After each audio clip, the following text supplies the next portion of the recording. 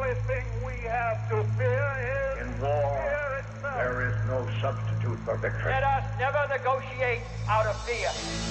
We stand undivided, forever united, fighting hand in hand for the liberty we burn, for glory and honor, for our sons and daughters, ever mindful of the lessons we've learned.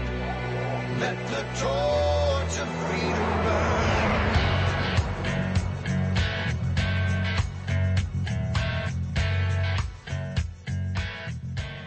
Welcome to the intersection of faith and politics. This is WallBuilders Live. Our website is wallbuilders.com and also wallbuilderslive.com. Great information on both sites. At the radio site at wallbuilderslive.com, you can get a list of our stations, and you can also get archives of programs from the last few months and go back to listen to some of those Good News Fridays if you need a pick-me-up, some foundational material on those Foundations of Freedom Thursday, and great interviews throughout the week. So check it out there at wallbuilderslive.com. And you might look at the list of stations we're on across the country. If we're not in your community, then you can help us get there by taking some of the programs and sending them to those local talk stations and encouraging them to pick up WallBuilders Live. But we appreciate you joining us today.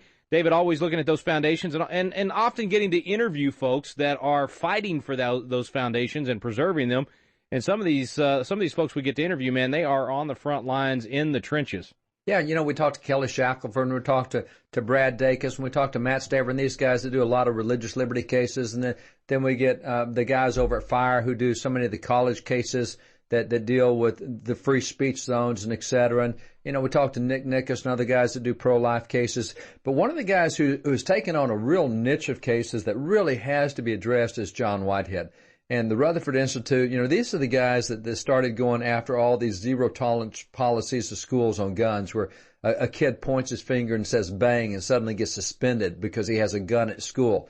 Or, you know, they took that Pop-Tart and he ate it and it looked like a gun. And so kid gets nailed because he has a gun at school. The Pop-Tart looks like a gun. And, you know, the girl who had that Hello Kitty bubble gun, but it was a bubble gun. It shot bubbles, but it's a gun at school.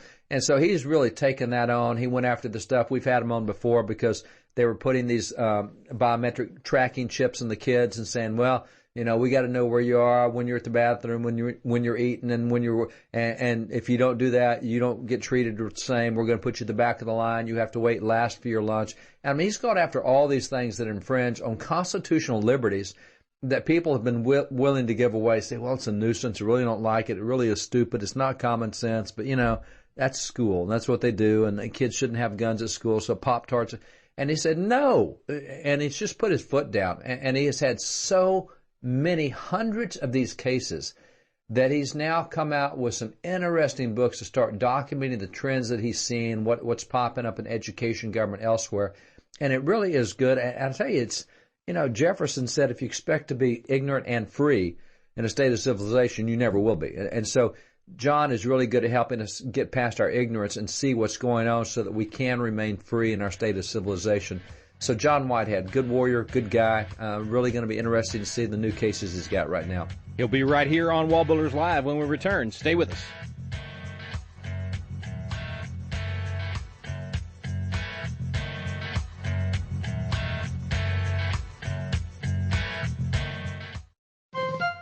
This is David Barton with another moment from America's history. The teachings of God's Word are the best friend civil government has because these teachings deal with the heart. Only by dealing with the heart can crime be prevented, for as Jesus explained in Matthew 5, all crime comes from the heart. Understanding this, Daniel Webster, the great defender of the Constitution, once declared, "The cultivation of the religious sentiment represses licentiousness. It inspires respect for law and order and gives strength to the whole social fabric. Whatever makes men good Christians makes them good citizens. Indeed, it is not the good Christians whom the police arrest for armed robbery, gang activity, or other such crimes. Understanding this, the Founding Fathers encouraged religious instruction, for as Daniel Webster so accurately noted, good Christians make good citizens." For more information on God's hand in American history, contact WallBuilders at 1-800-8-REBUILD. Let the torch of freedom burn.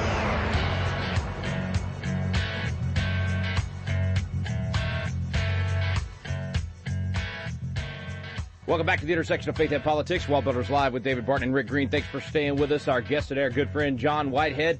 He's the author of A Government of Wolves, The Emerging American Police State, also a new book coming out, and president of the Rutherford Institute. John, good to have you back, bro. Hey, thanks for having me on. Thanks for the good work that you guys are doing. David said, man, we got to ask John about this craziness going on in schools, the new face of punishment in public schools.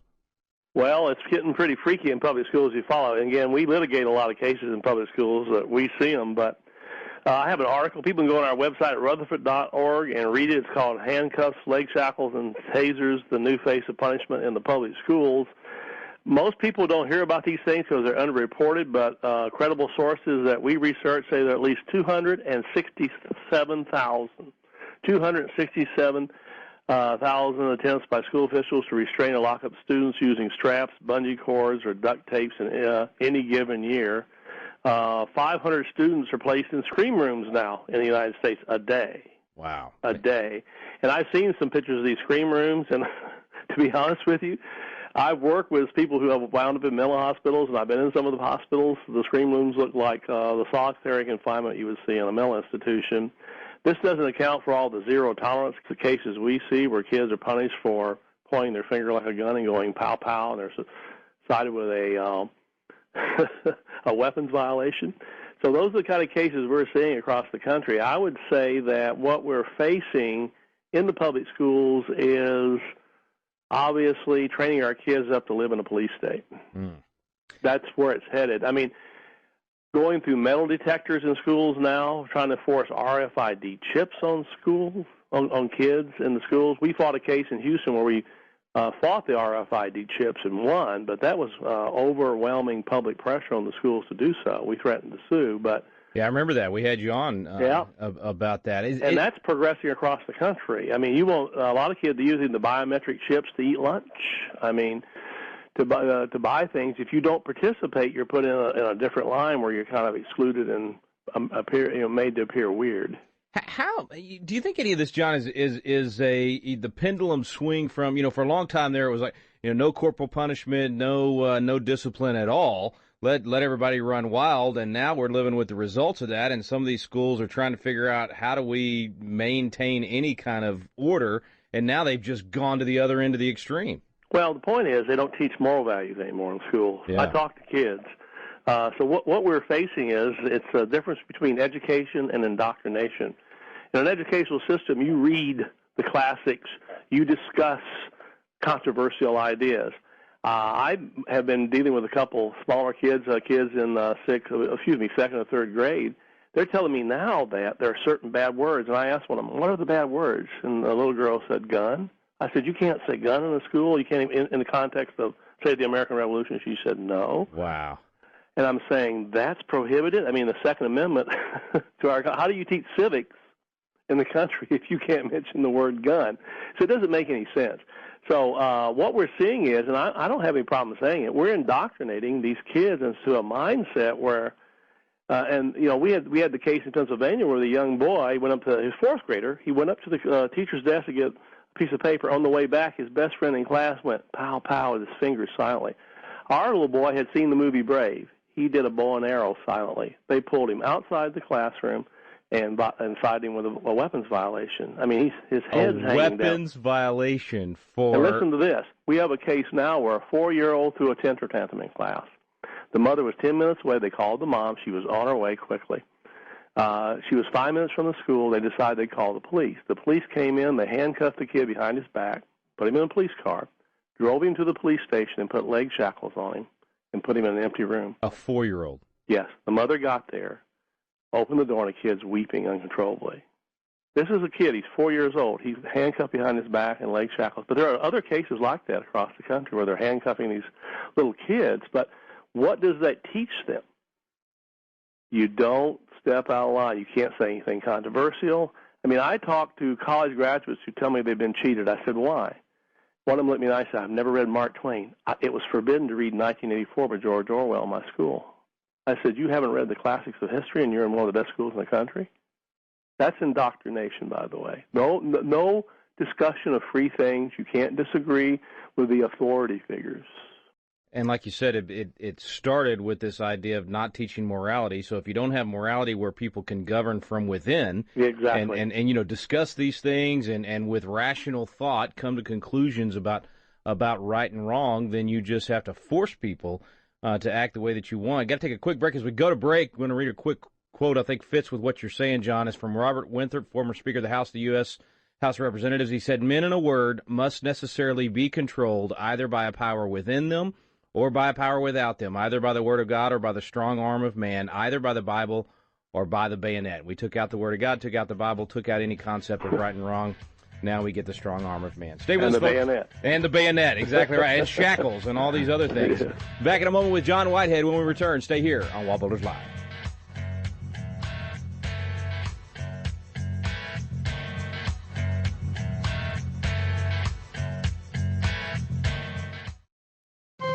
This is David Barton with another moment from America's history. America has a history of great patriots who loved and sacrificed much for their country. One of these was John Witherspoon, a signer of the Declaration of Independence. While president at Princeton, he personally trained many who became important leaders in American government, including James Madison. How could John Witherspoon tell if someone really loved America? He explained, "He is the best friend to American liberty, who is most sincere and active in promoting true and undefiled religion, and who sets himself with the greatest firmness to bear down profanity and immorality of every kind. Whoever is an avowed enemy of God, I hesitate not to call him an enemy to his country." Founding Father John Witherspoon believed that a true American patriot opposed profanity and immorality and promoted true and undefiled religion. For more information on God's hand in American history, contact WallBuilders at 1-800-8-REBUILD. Let the torch of freedom burn.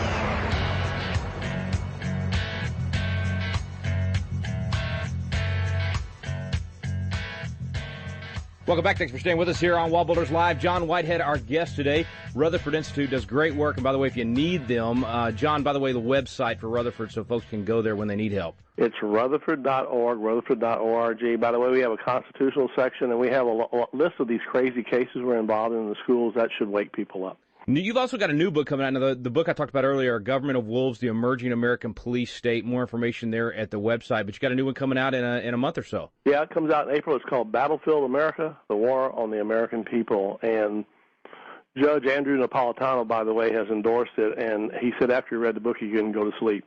Wow. Well, man, you know, this is a lot of people sit around and just pontificate about this stuff, but you're dealing with it on the front lines. You're dealing with the real stories. I mean, the real families. These kids, this 4-year-old, all these kids that live with the consequences of these, frankly, just bad policy decisions we've made over the year that we're now living with. Yeah, and you said you either govern within or without. And what John Adams said, the Constitution was written for a Christian people. What he was saying was people with morality. In other words, you have to teach the basic idea of the golden rule, for example. There is right and wrong in the world. If you don't teach that, then all that's left is something outside of you, which would be force of law. And unfortunately, the people running the schools right now are so darn politically correct. They're so afraid of offending anybody. You can't discuss anything. You can't read Mark Twain. You can't read 1984. You can't read the basic classics of history. The Bible, do you think you could read anything about the Bible? No.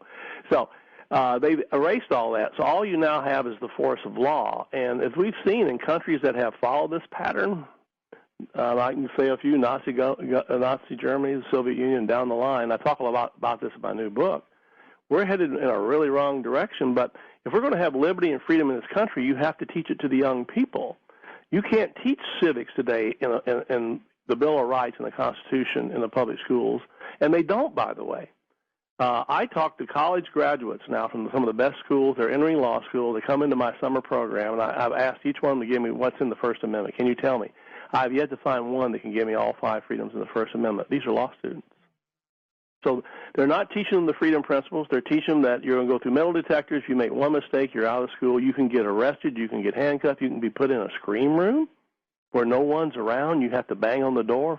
That's it's scary. And I'll tell you, just to encourage you a little bit, give you a little bit of good news, when I do my Constitution class around the country, that's one of the fun things I do at the beginning. I do a big giveaway if somebody can name all 5. Yep. It's almost always a 10 or 12-year-old homeschool kid. that can get up and name all five. So at least there's some Well, good that's what I'm telling people. Public schools today, it's not an educational system. It's an indoctrination system. Yeah. It's meant to make people fit into a system that, to me, right now, with what's happening, you can't step out of line. It's very scary. And John, a lot of our, my first reaction when we talk about this kind of stuff, because I did all three. I was homeschool, private school, public school, did them all. And people that live out in rural areas that still have decent public schools will say, yeah, but it doesn't happen in our school. But you know what? Even in the schools where it didn't used to happen, this stuff is creeping in through Common Core and all that. It's creeping in. As all the people who study this say, it's all underreported. The school is not going to tell you they're locking kids up in duffel bags. That's in my article. Well, they call them scream bags. Yeah. And the other thing, John, can you imagine locking a child up in a bag and tying the top of it? Unfathomable. But it's happened. It's happening across the country, yes. And when people would say to us, John, as we talk about this, these guys, it must be conspiracy theory. They're blowing things out. We're not. And when you mention totalitarian states, people say, you're blowing. Listen, just a couple weeks ago, I was out at National Religious Broadcaster NRB convention, and we were having this conversation. Families that are here in America that came from totalitarian states, that experienced those kind of things, they're the ones standing up and saying, what are y'all doing? You're headed right back to where I came from. America is becoming what I fled. They know it. They see it. We Americans don't, this soft tyranny, Mark Levin calls it. We're kind of dumbed down to it. We're desensitized to it. But the people that came from totalitarian states, they recognize it. They're warning us and saying, look, these are all warning signs. What you're talking about is exactly what they came from. Well, to give you an idea, I spoke to an audience not too long ago of older and young people, college people. After it was over, I spoke on these issues. An older lady walked up to me, and she had an accent. She says, I'm seeing it happen. She says, I've spent time in a concentration camp in Nazi Germany, and we're repeating it in this country, and I'm frightened. And but I'm seeing it too. All the parallels there. And to give you a really good quote from someone who understood the system, Hitler, he was once asked, he was once told by somebody, you can't have my child. He says, I already have your children. Your generation's going to pass. They're in my schools. John, you gotta leave me with some good news, bro, in terms of action. What can we do to turn this thing around? Get down to your local city council, local action. I tell people to act locally, think nationally. Get down to your local city council, find out if they have a scream room, get rid of it. Are they locking kids up in duffel bags? Are they handcuffing 4-year-old kids and taking them to the police station? Make them make rules. I mean, there, and as I show in my article, and people should go read the article at Rutherford.org, positive reinforcement works. Don't go in screaming and yelling at a kid. Hey, kid, the kid's jumping up and down. Hey, you got really nice shoes on. You're dancing well. Hey, you want to get an ice cream cone? I can walk any kid out of a room doing that. I don't need to take him to a police station. Battlefield America, the war on the American people is going to be out here in just a few weeks. Also, don't miss A Government of Wolves, the emerging American police state. You can get all of them at the Rutherford Institute's website, rutherford.org. We'll have links today at wallbuilderslive.com. John, bless you, brother. Thanks for coming on. Keep up the good work. We'll get you back soon. Back in a moment with David Barton.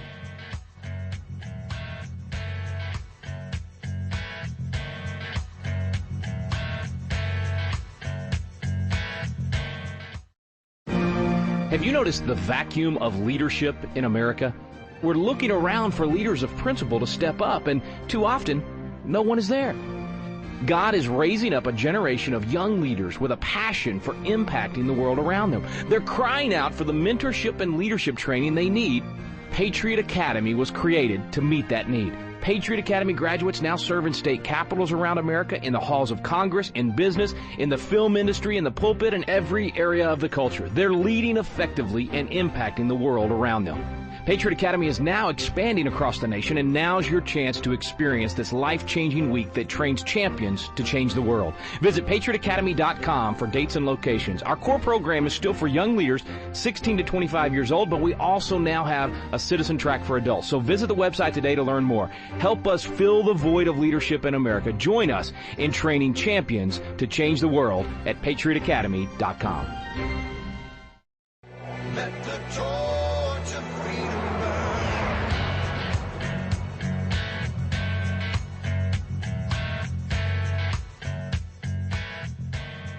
Welcome back to WallBuilders Live. Thanks for staying with us today. Thanks to John Whitehead. We're back here with David Barton. Man, David, I'm amazed that you hear these stories about kids, this kind of stuff being done to kids.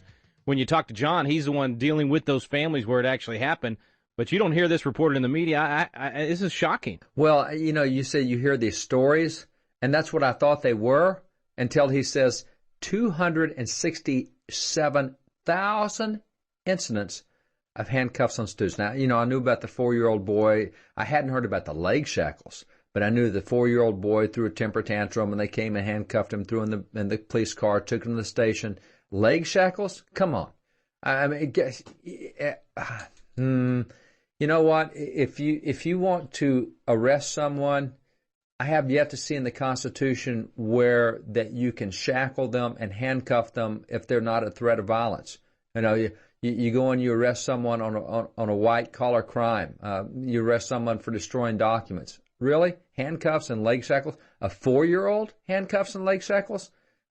What possible constitutional basis is there for that when there's no threat of violence from that 4-year-old? Or I tell you, if a cop is scared of a 4-year-old throwing a temper tantrum, we need cops in a new training school. I mean, if that's a threat to them, they consider. And then he says 500 scream rooms or scream bags a day. Now, I'd heard about the scream rooms. I hadn't heard about the scream bags.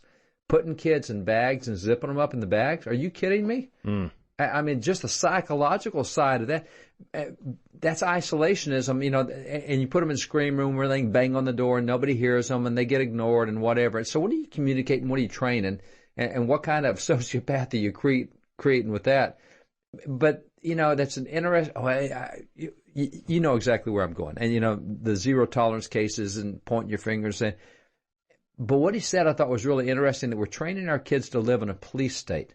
In other words, when an authority tells you to do something, you instantly submit. You will do what they tell you, because if you don't, there's dire consequences like a scream room or a scream bag or handcuffs and shackles. I mean, that's unthinkable stuff to be going on in a country like this.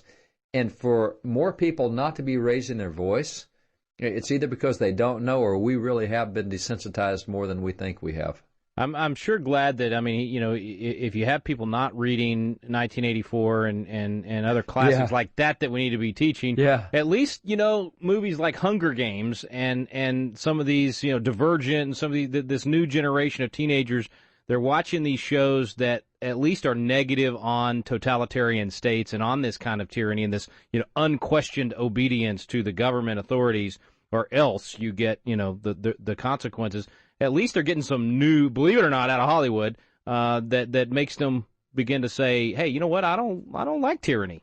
Yeah, I don't like this heavy-handed stuff. And by the way, I mean, talking about living in a police state, we're dealing with some legislators right now, and they're introducing what's called the Regulatory Demilitarization Act.